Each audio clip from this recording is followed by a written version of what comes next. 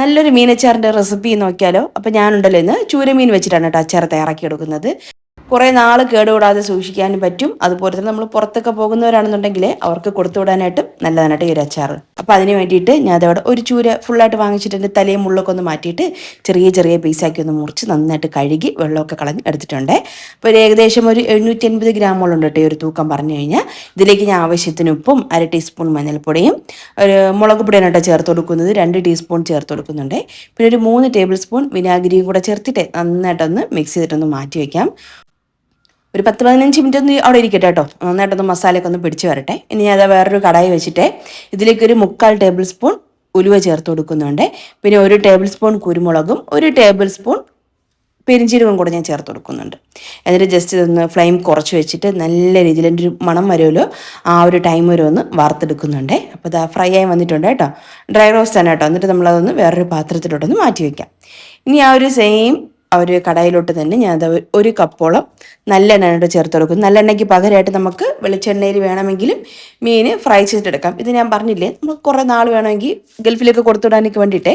അപ്പോൾ കുറേ നാൾ നമുക്ക് കേടുകൂടാതെ സൂക്ഷിക്കാൻ വേണ്ടിയിട്ടാണ് കേട്ടോ ഞാൻ നല്ലെണ്ണയിൽ തന്നെ ആ ഒരു ഫിഷ് ഒന്ന് ഫ്രൈ ചെയ്തെടുക്കുന്നത്. പക്ഷേ വെളിച്ചെണ്ണ ചെയ്യുമ്പോൾ കുറച്ചും കൂടെ ടേസ്റ്റ് ഒന്ന് ബെറ്റർ ആയിരിക്കും. ഇതും ഓക്കെയാണ് കേട്ടോ. ഇതും ടേസ്റ്റൊക്കെ ഉണ്ട് എങ്കിലും കേടാവാതിരിക്കാൻ വേണ്ടിയിട്ടാണ്. പക്ഷേ ഇതൊക്കെ അങ്ങനെ കുറേ നാളൊന്നും ഇരിക്കില്ല കേട്ടോ, പെട്ടെന്ന് കഴിഞ്ഞു പോകുന്ന കാര്യങ്ങളാണ്. പിന്നെ ഞാൻ അതാ 1 കപ്പ് നല്ലെണ്ണ ഒഴിച്ച് നന്നായിട്ടൊന്ന് ചൂടായി വന്നതിന് ശേഷം ആ ഒരു മിക്സ് ചെയ്ത് ആ ഒരു മസാലയൊക്കെ നമ്മൾ പുരട്ടി വെച്ചില്ലേ, ആ ഒരു മീൻ നമുക്ക് കുറച്ചായിട്ട് ചേർത്തിട്ട് നല്ല രീതിയിലൊന്ന് ഫ്രൈ ആക്കി എടുക്കണം. എല്ലാം കൂടെ ഒരുമിച്ച് നമ്മൾ എണ്ണയ്ക്കകത്തിട്ടിട്ട് ഫ്രൈ ആക്കി എടുക്കരുത്. കുറച്ചായിട്ട് ചേർത്തിട്ട് ഹൈ ഫ്ലെയിമിൽ വെച്ചിട്ട് തന്നെ നല്ല രീതിയിൽ ഇതൊന്ന് മൊരിയിച്ചെടുക്കണം. അതാണ് കേട്ടോ അതിൻ്റെ ഒരു പാകം എന്ന് പറയുന്നത്. ഒരുപാട് കൊണ്ടങ്ങ് ഇടരുത് കേട്ടോ, എങ്കിൽ എല്ലാം കൂടെ ഒന്ന് മിക്സായി പോവുകയും ചെയ്യും, ഉള്ളൊന്നും കുക്കാവാതിരിക്കുകയും ചെയ്യും. അതുകൊണ്ട് തന്നെ നമുക്ക് ഹൈ ഫ്ലെയിമിൽ വെച്ചിട്ട് തന്നെ കുറച്ചായിട്ട് പീസസ് ഇട്ടിട്ട് നല്ല രീതിയിലൊന്ന് വറുത്തൊന്ന് കോരിയെടുക്കാം. അപ്പോൾ ഞാൻ ഇവിടെ ഒരു 2 ബാച്ചായിട്ട് ഇട്ടാണ് കേട്ടോ ഫ്രൈ ചെയ്തെടുക്കുന്നത്. അപ്പോൾ അതൊരു ബാച്ച് ഇതാ റെഡിയായി വന്നിട്ടുണ്ട്. ഇനി നമുക്കത് വേറൊരു പാത്രത്തിലോട്ടൊന്ന് മാറ്റി വയ്ക്കാം. ഈ ഒരു പാകത്തിൽ നിന്ന് പൊരിച്ചെടുക്കണം കേട്ടോ. ഇനി ഇതാ സെക്കൻഡ് ബാച്ചും ഞാൻ ഇട്ട് കൊടുക്കുന്നുണ്ട് ആ ഒരു എണ്ണയിലേക്ക്. അപ്പോൾ നന്നായിട്ട് അതും ഒന്ന് ഫ്രൈ ആയി വരട്ടെ.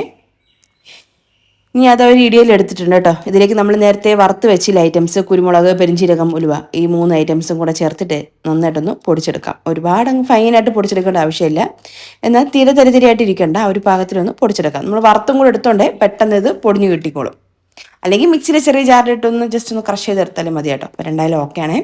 പിന്നെ നമുക്കിതാ പൊടികളൊക്കെ ഞാൻ ഇവിടെ എടുത്ത് വെച്ചിട്ടുണ്ട് കേട്ടോ. കാശ്മീരി പ്ലസ് നോർമൽ ചില്ലി പൗഡറാണ് ഒരു 2 ടേബിൾ സ്പൂൺ എടുത്ത് വെച്ചിട്ടുണ്ട്. പിന്നെ കുറച്ച് 1 ടീസ്പൂണോളം കായത്തിൻ്റെ പൊടിയും പിന്നെ നമ്മൾ നേരത്തെ പൊടിച്ച് വെച്ചിട്ടുള്ള ഒരു മസാലക്കൂട്ട്. ഇതെല്ലാം ഒന്ന് റെഡിയാക്കി ഒന്ന് മാറ്റി വെച്ചു. എന്നിട്ട് നമ്മൾ ഫിഷൊക്കെ ഒന്ന് ഫ്രൈ ആക്കി ഒന്ന് മാറ്റി വെച്ചിട്ടുണ്ട്. ഇനി ആ ഒരു സെയിം ഓയിലേക്ക് തന്നെ, ഓയിൽ നല്ല കൂടുതലാണെന്നുണ്ടെങ്കിൽ കുറച്ചൊന്ന് മാറ്റാം കേട്ടോ. ആവശ്യത്തിന് ഉള്ളുവെങ്കിൽ അതിൽ തന്നെ നമുക്കൊന്ന് അച്ചാർ റെഡിയാക്കിയിട്ട് എടുക്കാം. അപ്പോൾ ഞാൻ 1 ടീസ്പൂണോളം കടുക് ചേർത്ത് കൊടുക്കുന്നുണ്ട്. ഇനി ഇതിലേക്ക് ഞാൻ ഒരു 4 വെളുത്തുള്ളി, വലിയ വെളുത്തുള്ളി വേണേൽ ഫുള്ളായിട്ടൊന്ന് എടുത്തിട്ട് തൊലി കളഞ്ഞ് ചെറുതായിട്ടൊന്ന് മുറിച്ചെടുത്താനായിട്ടോ. പിന്നെ ഒരു 2 അത്യാവശ്യം വലിയ പീസ് ഇഞ്ചി വേണം, അതും ഒന്ന് ചെറുതായിട്ടൊന്ന് ചോപ്പ് ചെയ്തെടുത്താണേ. അപ്പോൾ ഇത് ഇത്രയും കൂടെ ചേർത്ത് കൊടുത്തിട്ട് പിന്നെ ഒരു 3-4 തണ്ട് കറിവേപ്പിലയും കൂടെ ചേർത്ത് കൊടുക്കാം. എന്നിട്ട് എല്ലാം കൂടെ ചേർത്ത് നന്നായിട്ടൊന്ന് മുരിയിച്ചെടുക്കണം. ആ ഒരു എണ്ണയിൽ കിടന്നിട്ടുണ്ടല്ലോ ആ ഒരു വെളുത്തുള്ളിയും ഇഞ്ചിയും നന്നായിട്ടൊന്ന് മുരിഞ്ഞു വരണം. ആ ഒരു പാകം വരെ ഒന്ന് ഇതുപോലൊന്ന് ഇളക്കി കൊടുത്തുകൊണ്ടിരിക്കുക.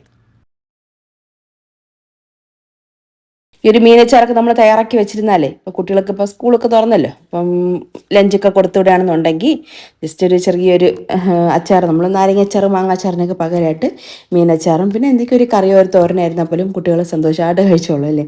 അപ്പം അങ്ങനെ തയ്യാറാക്കി വെക്കുകയാണെന്നുണ്ടെങ്കിൽ നല്ലതായിരിക്കും. അപ്പോൾ അതാ അതൊക്കെ ഒന്ന് മുരിഞ്ഞൊന്ന് വന്നിട്ടുണ്ട്. ഫ്ലെയിം നല്ലോണം കുറച്ച് വെച്ചിട്ട് വേണം നമ്മൾ ഇനി ഒരു പൊടികളൊക്കെ ചേർത്ത് കൊടുക്കാൻ വേണ്ടിയിട്ട്. അല്ലെങ്കിൽ നല്ലോണം പെട്ടെന്ന് കരിഞ്ഞു പോകും. അല്ലെന്നുണ്ടെങ്കിൽ ഫ്ലെയിം ഓഫ് ചെയ്തിട്ട് ചേർത്ത് കൊടുത്താലും മതി കേട്ടോ.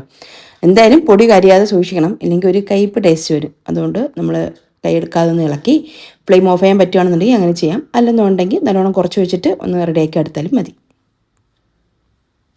എന്തായാലും പൊടികളൊന്ന് മുരിഞ്ഞിട്ടുണ്ട്. അത്യാവശ്യം നല്ല ചൂടുള്ള എണ്ണയാണല്ലോ.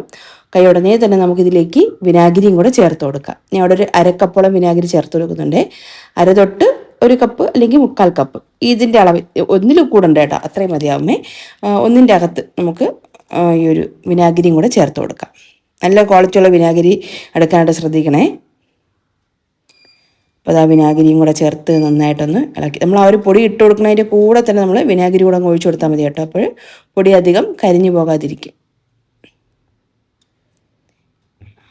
ഒരു വിനാഗിരി കൂടെ ഒഴിച്ച് കഴിഞ്ഞാൽ ഒന്ന് തിളച്ച് വന്നിട്ടുണ്ട്. നിങ്ങൾക്ക് കുറച്ചൊന്ന് ഗ്രേവി ടൈപ്പാണ് ആവശ്യമെന്നുണ്ടെങ്കിൽ ഒരു അരക്കപ്പ് വെള്ളത്തിൽ നമുക്ക് ഒരു കുറച്ചും കൂടെ വിനാഗിരി അതിലേക്ക് ഒഴിച്ചിട്ടൊന്ന് തിളപ്പിച്ചിട്ട് ഇതിലേക്ക് ഒഴിച്ചു കൊടുത്താലും മതി.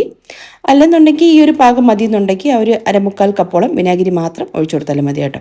അപ്പോൾ ഇതാ ആ ഒരു വിനാഗിരിയും കൂടെ ഒഴിച്ച് ഒന്ന് തിളച്ചൊന്ന് വരുന്ന സമയത്ത് നമ്മളിതാ ഫ്രൈ ചെയ്ത് വെച്ചിട്ടുള്ള ഒരു മീൻ കഷ്ണങ്ങളും കൂടെ ചേർത്ത് നന്നായിട്ട് എല്ലാം കൂടെ ഒന്ന് ഇളക്കി യോജിപ്പിക്കാം. ഉപ്പൊക്കെ പാകമാണോ നോക്കണേ. ഈ ഒരു ടൈമിൽ കുറവാണെന്നുണ്ടെങ്കിൽ ചേർത്ത് കൊടുക്കാം. നമ്മൾ ഓൾറെഡി മീനിൽ മാത്രമാണ് കുറച്ച് ഉപ്പ് ചേർത്തത്.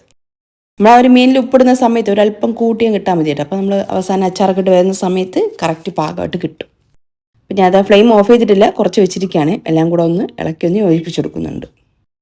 ഈ ഒരു അച്ചാർ ഇട്ടുടഞ്ഞ് കഴിക്കുന്നതിനേക്കാളും 2-3 ദിവസം ഒന്ന് അങ്ങനെ അനക്കാതെ വെച്ചിരുന്നിട്ട് ഒരു 3 ദിവസം കഴിഞ്ഞിട്ട് നമ്മളിത് ഉപയോഗിക്കണം കേട്ടോ. അപ്പോൾ നല്ല സെറ്റായിട്ട് നല്ല ടേസ്റ്റ് ആയിട്ട് ഇരിക്കുന്നത് അച്ചാർ. അപ്പോൾ ഒന്ന് തണുത്ത് വന്നതിന് ശേഷം ഞാൻ അതൊരു ഗ്ലാസ് ജാറിലോട്ട് മാറ്റിയിട്ടാണ് പിന്നെ വയ്ക്കുന്നത്. എന്തായിരുന്നാലും ഈ ഒരു റെസിപ്പി വീഡിയോ ഒക്കെ നിങ്ങൾക്ക് ഇഷ്ടമായിട്ടുണ്ടെങ്കിൽ മറക്കാതെ തന്നെ ഒരു ലൈക്കും ഷെയറും കമൻറ്റൊക്കെ ചെയ്ത് നമ്മുടെ ചാനലൊന്ന് സപ്പോർട്ട് ചെയ്യണേ. അപ്പോൾ ഈ വീഡിയോ കണ്ട എല്ലാ കൂട്ടുകാർക്കും താങ്ക്സ്.